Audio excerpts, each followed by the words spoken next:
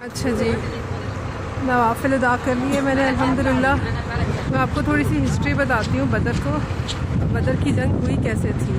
असल में जब मुसलमान यहाँ पे थोड़ा सा सेटल हो गए थे, सेटल मींस के जस्ट बस अभी कबूल करना शुरू किया था, तादाद अभी भी कम थी, लेकिन मक्का वालों को इस चीज़ की बड़ी तकलीफ़ थी। उन्होंने फ़ैसला किया कि हम ऐसा करते हैं, तजारत करते हैं, क्योंकि था तो बिज़नेस हब मक्का भी था और शाम भी था उस ज़माने में।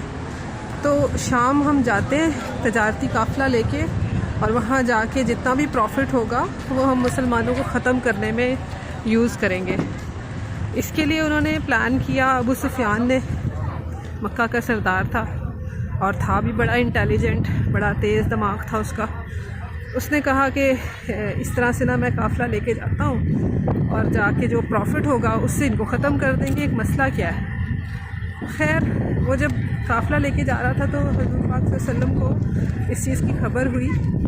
तो आप सल्लम ने अपने सहाबा कराम से मशवरा किया कि तुम लोग क्या कहते हो। तो सहाबा कराम का अदब भी इंतहा का था। कहने लगे कि हुज़ूर आप बेहतर जानते हैं, आप बताएं। और हमारा तो ये ख्याल है कि अगर वो मजबूत हो जाएंगे और ज़्यादा उनको प्रॉफिट होगा तो हमारे लिए मुश्किलात खड़ी करेंगे, तो हमें उन्हें रोकना चाहिए। आप सल्लम को उनकी तजवीज़ पसंद आई और आपने फरमाया कि ठीक है।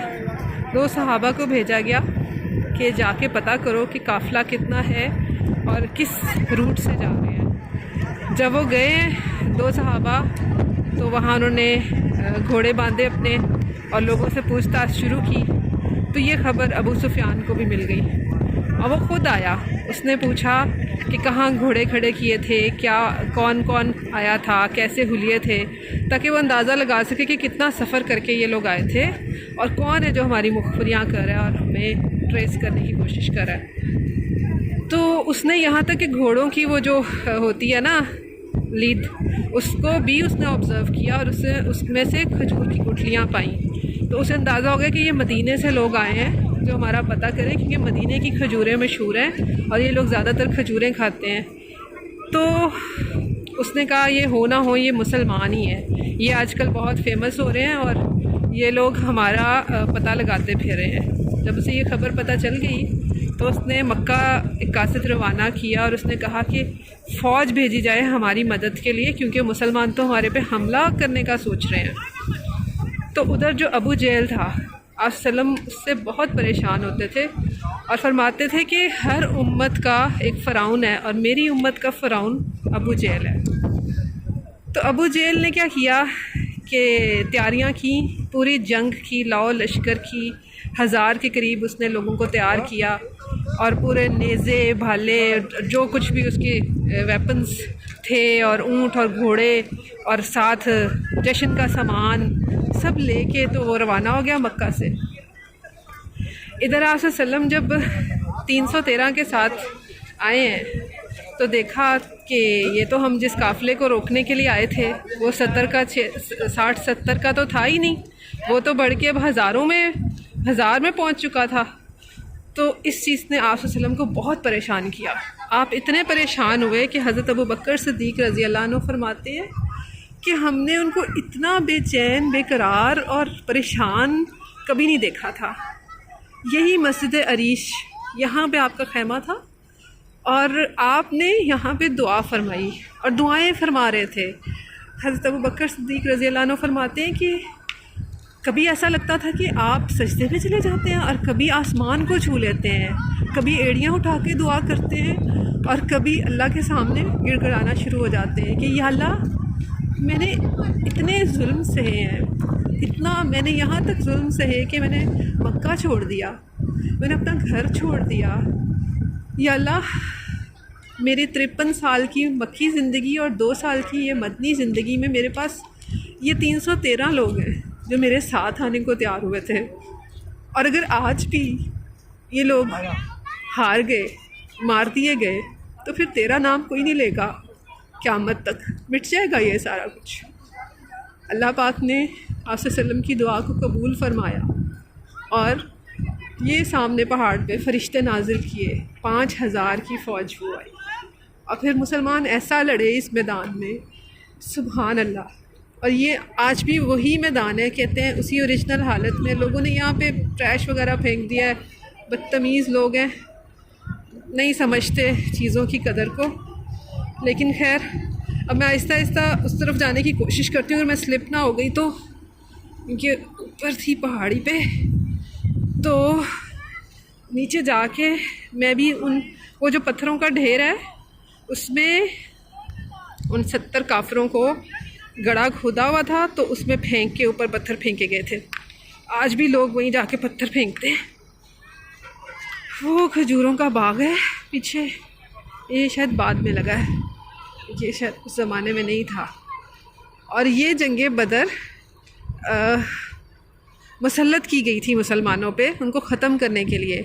असल मकसद ये नहीं था, क्योंकि और फिर माशाल्लाह से जब फ़तह हुई इस ग़ज़वे बदर में, तो आप वसल्लम को ये सहाबी, वैसे तो उन्हें अपने हर सहाबी से बहुत प्यार है, लेकिन जो ये इस जंग के पार्टिसिपेंट्स थे ना, उनको स्पेशल प्रोटोकॉल मिलता था हमेशा। कहते हैं कि मस्जिद नबवी में भी उनको आगे वाली सफ़े मिला करती थी।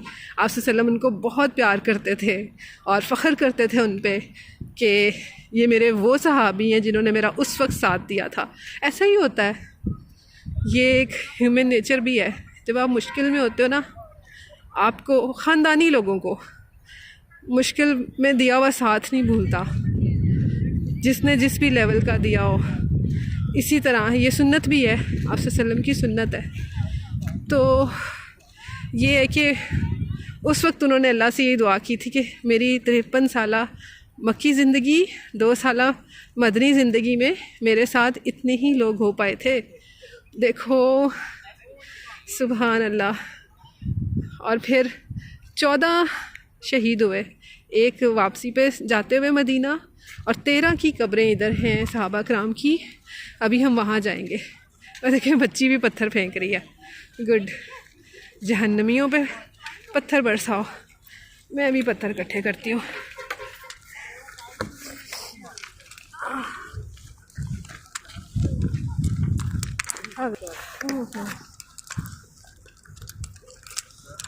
ये मेरे घर वालों की तरफ से भी, बच्चों की तरफ से, मेरे माँ बाप की तरफ से। ये जो छोटा बच्चा भी पत्थर मार रहा है।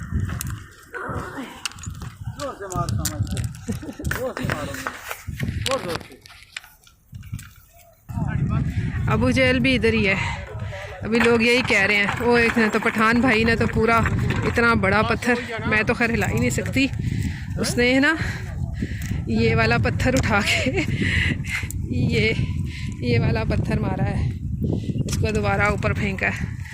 हर कह रहा है करोड़ों लानते हो अबू जहल तेरे पे, बेशक करोड़ों लानते हो तुझ पे अबू जहल, और तेरे मानने वालों पे और तेरे फॉलोअर्स पे, और जो तुझे आज भी फॉलो कर रहे हैं उन सब पे लानते हो, लानत हो, और उनका अंजाम भी तुम्हारे साथ ही हो। कितने तुम खुशकिस्मत हो सकते थे और कितने तुम बदकिस्मत हो गए। लानत हो तुम पे और तुम्हारे जैसों पे। चलें जी, अब मैं जाती हूँ, बस का टाइम हो रहा है।